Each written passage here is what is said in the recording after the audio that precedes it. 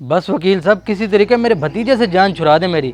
आप यकीन करें खुश कर दूंगा आपको। असद साहब आप टेंशन न लें, आपका काम हो जाएगा, लेकिन थोड़ा सब्र रखें। और कितना सब्र रखूं वकील साहब, इसी सब्र के चक्कर में पिछले कई सालों से भतीजे को उसका हिस्सा देना पड़ता है। अब तक तो मेरा लाखों का नुकसान हो चुका है। असद साहब ये पूरे 10 एकड़ ज़मीन का मामला है जो आप अपने भतीजे से हथियाना चाहते हैं, जिसके लिए गवाह की भी ज़रूरत पड़ेगी। ये काम इतना आसान नहीं है। वकील साहब मुझे कुछ नहीं पता, बस मेरा ये काम आप जल्दी करवा दें। हाँ अगर ये केस आपके बस से बाहर है तो मुझे बता दें, मैं भी और वकील कर लेता हूँ। नहीं असद साहब, मैं भी बरसों से आपके सारे केस लड़ता आ रहा हूँ। ये केस थोड़ा टफ है, बट मैं कल से इस पे काम स्टार्ट करता हूँ। बस वकील साहब अब ये काम दिनों में होना चाहिए, मैं आपको इसके मुंह मांगे पैसे दूंगा। अल्लाह हाफिज।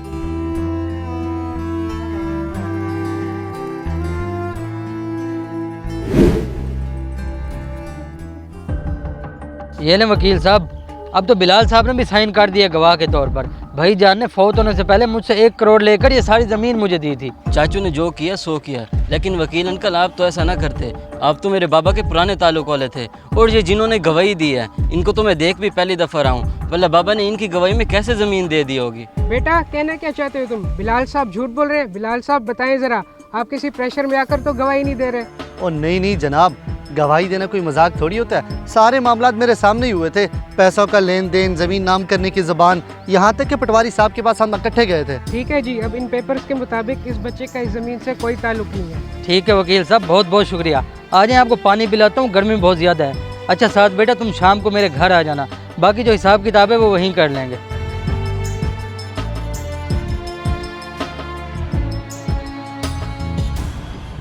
अच्छा वकील साहब एक बात तो बताएं, ये झूठा गवाह आप कहाँ से पकड़ के लाए हैं? इसने तो मौके पे चौका मारा है। असद साहब अब आम खाएं, गुठलियाँ न गिने, हमने जाना है, हमारा हिसाब करें। वकील साहब कोई 1-2 लाख की बात तो है नहीं कि आपको ऐसे दे दूं। सुबह बैंक ओपन होंगे तो सारी रकम आपके अकाउंट में ट्रांसफ़र हो जाएगी, आप टेंशन न लें। जी ठीक है असद साहब, जैसे आपको बेहतर लगे।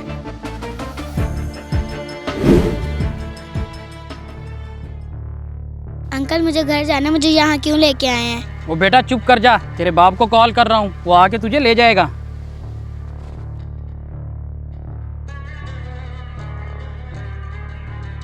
पता नहीं अरीशा बेटी कहाँ चली गई है, सुबह से नहीं मिल रही। और मेरी बात गौर से सुन, तेरी बेटी मेरे कब्जे में है। अगर तू उसकी सलामती चाहता है तो 50 लाख का इंतजाम कर ले, तेरे पास सिर्फ 2 दिन की मोहलत है। हेलो जी, ये क्या कह रहे हैं आप? कौन है आप? मैं जो भी हूँ इस बात से तेरा कोई लेना देना नहीं है। तुझे जितना कहा गया है उतना कर, और हाँ मैं 2 घंटे बाद दोबारा कॉल करूँगा। अगर तूने पुलिस के पास जाने की चालाकी की तो तेरी बेटी अपनी ज़िंदगी से हाथ धो बैठेगी। नहीं भाई, मैं पुलिस को कुछ नहीं बताऊंगा, बस मेरी बेटी को कुछ नहीं होना चाहिए। हेलो हेलो,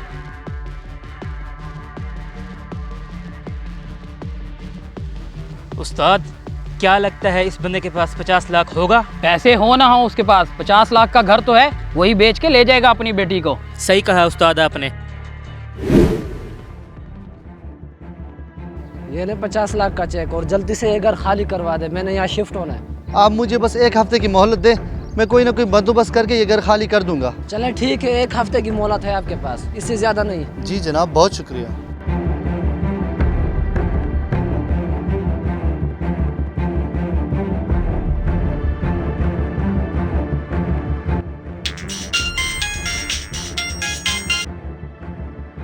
भाईजान मैंने 50 लाख का बंदोबस्त कर लिया, आप बताओ कहाँ आना है? शाबाश शाबाश, जल्दी से खजूर वाले जंगल में आ जाओ, वहीं पे मुलाकात होगी।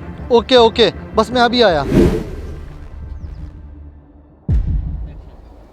भाई आप कहाँ पे हो? मैं आ गया हूँ खजूर वाले जंगल में, अब मुझे बताए कहाँ आना है? तू रुक, हम वहीं आते हैं। ओके भाईजान ठीक है।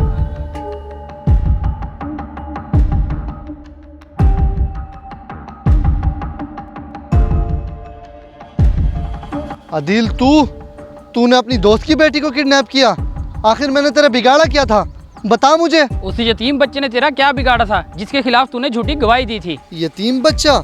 कौन सा? आज से 1 महीना पहले तूने असद के हक में झूठी गवाही दी थी, वो भी उस वकील के कहने पे। तुझे पता है तेरी उस झूठी गवाही की वजह से वो यतीम बच्चा अपने हक से महरूम हो गया था। यार तू ठीक कह रहा है, मुझे वो झूठी गवाही नहीं देनी चाहिए थी।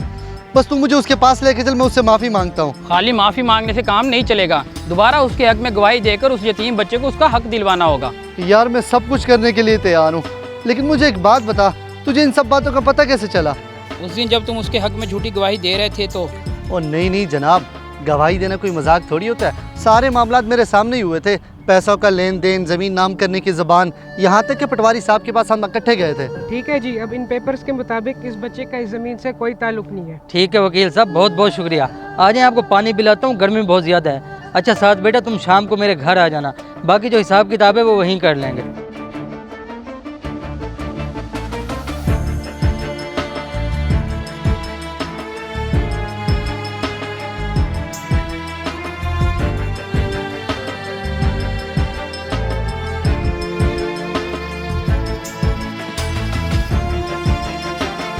बेटा मुझे पता है तुम हक पर हो, मैं तुम्हें तुम्हारा हक ज़रूर दिलवाऊंगा, बस थोड़ा सब्र करो। बट अंकल आप हैं कौन और कैसे दिलाएंगे मुझे मेरा हक? बेटा मैं इस बिलाल का दोस्त हूँ जिसने आपके खिलाफ झूठी गवाही दी है।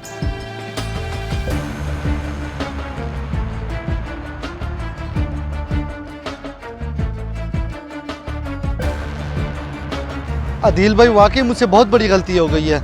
बस मैं अभी जाता हूँ उस बच्चे के पास, उससे माफ़ी मांगता हूँ और उसका हक उसे वापस दिलवाता हूँ। आओ चलें।